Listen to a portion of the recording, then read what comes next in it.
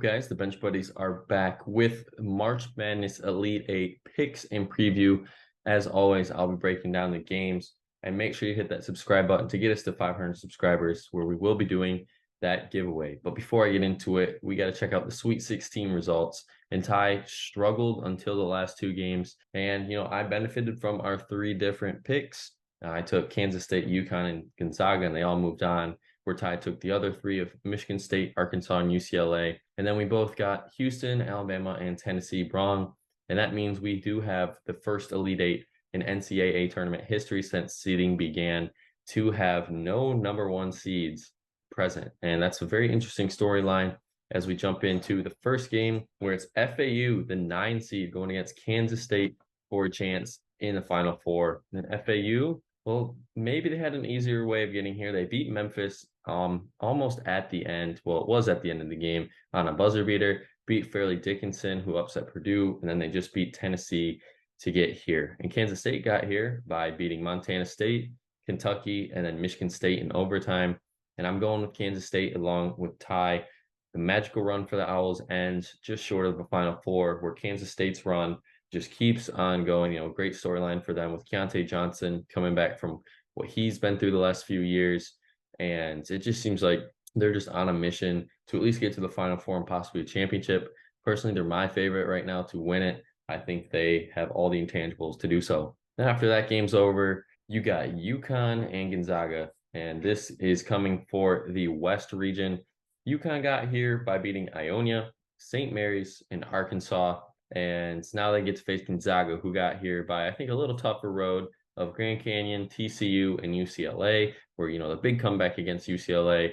And I think that's where they get them. They waste a lot of energy right there, where UConn is kind of not coasted, but has really took control in all the games they've played, where I think they're going to get there to the Final Four. But if there is one pick that I will change, that I would change, and I think could see happening, I think it would be Gonzaga getting there.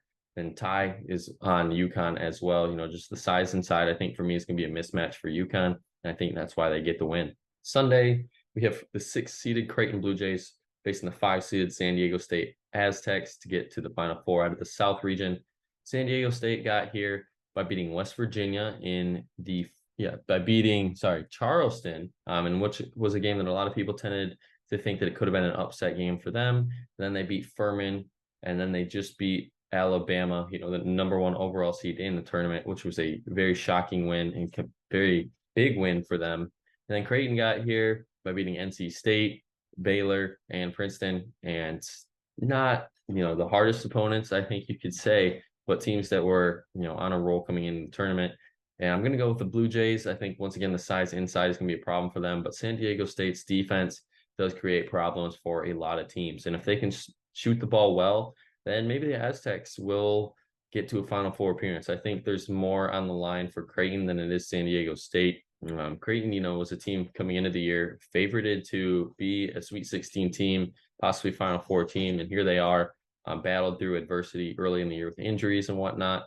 And I think they are going to get that chance to battle for a championship. And then the last game of the Elite Eight in the Midwest, we have Miami going against Texas. And Texas, wasn't a popular pick to win it all this year, but here they are, probably one of now the popular picks to win it all by beating Colgate, Penn State, and Xavier. They got here, and pretty much on paper, that's one of the hardest to get here, just because of seeding wise and what happened in their bracket. And then Miami got here by beating Drake in a close game. Indiana blew them out, which is a surprise to a lot.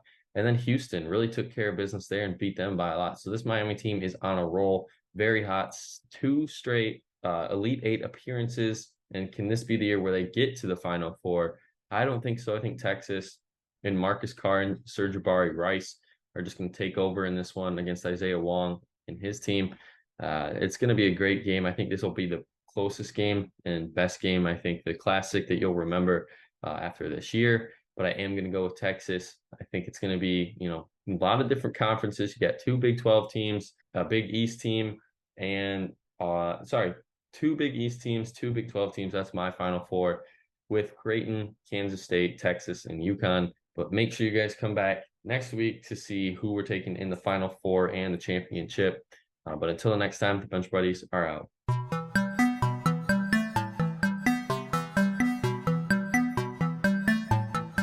ain't never called back.